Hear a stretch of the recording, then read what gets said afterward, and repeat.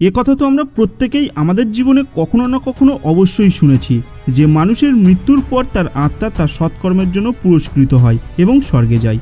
আর শুধুমাত্র এই বিশ্বাস থেকেই পৃথিবীর বহু মানুষ এখনও মনে মনে এটাই প্রার্থনা করে থাকেন যে তিনিও যেন মৃত্যুর পর স্বর্গে যেতে পারেন। কিন্তু বন্ধুরা, আপনারা কি কখনো এটা কল্পনা করে দেখেছেন যে স্বর্গ আসলে ঠিক কীরকম দেখতে হতে পারে? এই স্বর্গে আমরা ঠিক কীরকম সুযোগ সুবিধা লাভ করতে পারি? কেন বা পৃথিবীর সমস্ত মানুষ মৃত্যুর পর স্বর্গে যেতে চাই?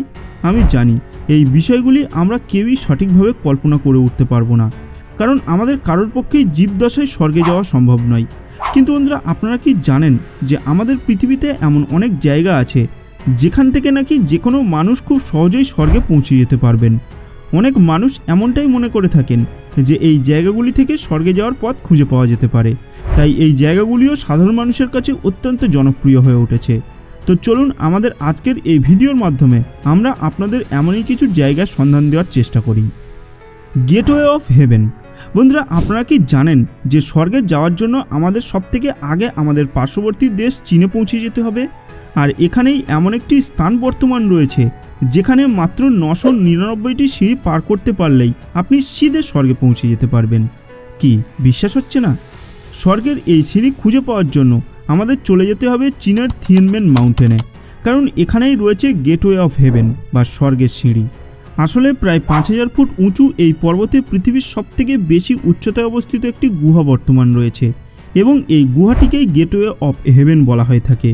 এই গুহাটি এতটাই উঁচুতে অবস্থান করছে যে এখানে একবার আপনি যদি পৌঁছে যেতে পারেন তাহলে আপনার চারিদিকে শুধু সাদা মেঘ দেখতে পাবেন, আর তখন আপনার এমনটাই মনে হবে যে আপনি যেন সত্যি সত্যি স্বর্গে পৌঁছে গেছেন। এখানকার বাসিন্দাদের দেওয়া তথ্য অনুযায়ী 253 সালে এই পর্বতের কিছু অংশ খসে পড়ে, তার ফলেই এই গুহাটির সৃষ্টি হয়। অর্থাৎ 196 ফুট লম্বা, 187 ফুট চওড়া এবং 431 ফুট উচ্চতা বিশিষ্ট এই গুহাটি সম্পূর্ণ প্রাকৃতিকভাবে তৈরি। আর এই গুহাটি অবধি পৌঁছানোর জন্য আপনাকে মাত্র 999টি সিঁড়ি ভাঙতে হবে। এখানে আমরা আপনাদের এটাও জানিয়ে রাখতে চাই যে চাইনিজ মিথোলজি অনুযায়ী 9 সংখ্যাটিকে খুবই গুরুত্বপূর্ণ সংখ্যা হিসেবে বিবেচনা করা হয়। এই জায়গাটির প্রাকৃতিক সৌন্দর্যও অসাধারণ, তাই প্রতি বছর এই জায়গাটি দর্শন করার জন্য লক্ষ লক্ষ মানুষ এসে উপস্থিত হয়ে থাকেন। এই জায়গাটিতে পৌঁছানোর জন্য দর্শনার্থীরা রোপওয়ের সাহায্যও নিয়ে থাকেন। এই স্থানে পৌঁছানোর জন্য সড়কপথের পাশাপাশি 25,000 ফুট লম্বা রোপওয়ের ব্যবস্থাও রয়েছে। এই রোপওয়েটি পৃথিবীর সবথেকে বড় রোপওয়ে হিসেবে ইতিমধ্যেই গিনেস বুক অব ওয়ার্ল্ড রেকর্ডসে নিজের নাম নথিভুক্ত করে নিয়েছে।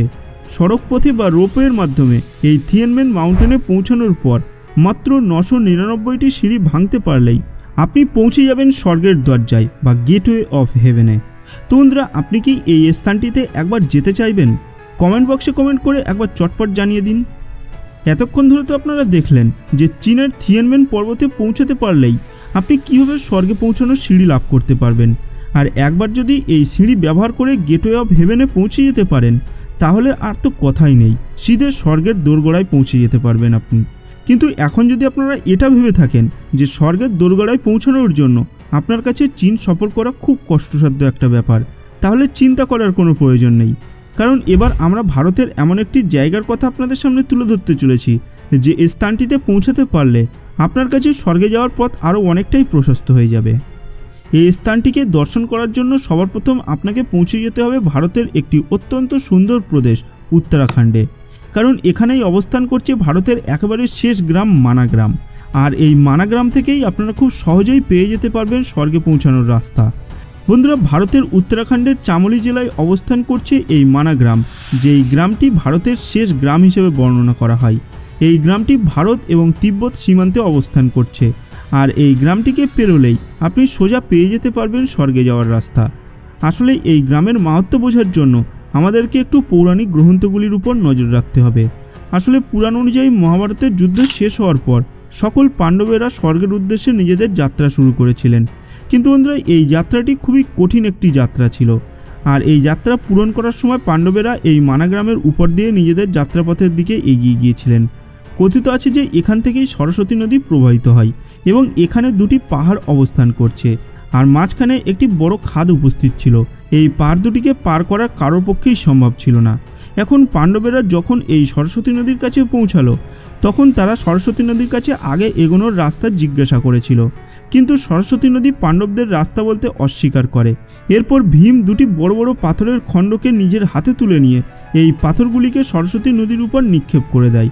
এর ফলে সরস্বতী নদীর উপর দিয়ে আগে যাওয়ার রাস্তা তৈরি হয়ে যায়, আর পাণ্ডবেরা এই রাস্তা দিয়েই আগে এগোতে শুরু করে। এই ব্রিজটিকে বর্তমানে ভীমপুল বলা হয়ে থাকে, যা বর্তমানে বেশিরভাগ সময় বরফে ঢাকা থাকে।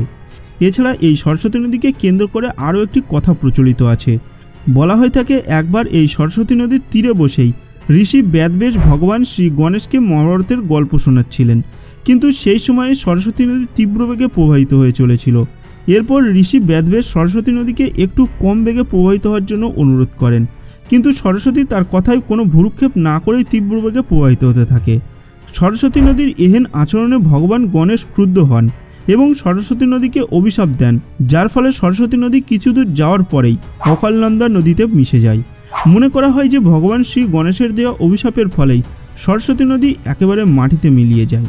আবার আমরা ফিরে আসি আমাদের এই ভিডিওর মূল গল্পে। স্বর্গে পৌঁছানোর এই রাস্তা পাণ্ডবদের জন্য অনেকটাই কঠিন এবং সংঘর্ষপূর্ণ ছিল, কারণ এই স্বর্গে পৌঁছানোর পথে পাণ্ডবদের সাথে অনেকগুলি রহস্যময় এবং অদ্ভুত ঘটনা ঘটতে দেখা গিয়েছিল। এক এক করে সমস্ত পাণ্ডব নিজের কৃতকর্মের ফল ভোগ করতে শুরু করেছিল। প্রথমেই এই যাত্রাপথে দ্রৌপদীর মৃত্যু হয়, এরপর সহদেব এই যাত্রা পূরণ করতে ব্যর্থ হন, এরপর নকুল এবং অর্জুনের মৃত্যু হয় এবং সবশেষে ভীম প্রাণ ত্যাগ করেন। এরপর একমাত্র যুধিষ্ঠির সশরীরে স্বর্গে পৌঁছাতে পারেন। তবে এখানে বলে রাখা ভালো যে পাণ্ডবদের এই যাত্রাপথে একটি কুকুর সবসময় পাণ্ডবদের সাথে ছিল এবং শেষ পর্যন্ত এই কুকুরটিও যুধিষ্ঠিরের সাথে স্বর্গে পৌঁছে গিয়েছিল, কিন্তু দেবরাজ ইন্দ্র ওই কুকুরটিকে স্বর্গে প্রবেশ করতে বাধা দেন। এরপর ওই কুকুরটির রূপ ত্যাগ করে স্বয়ং যমরাজ নিজের আসল রূপে আসেন এবং অবশেষে যুধিষ্ঠিরের স্বর্গে প্রবেশ করার পথে ছাড়পত্র পেয়ে যায়।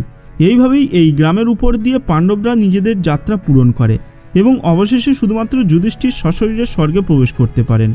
তো বন্ধুরা, আপনারাও কি একবার এখানে এসে দেখবেন নাকি?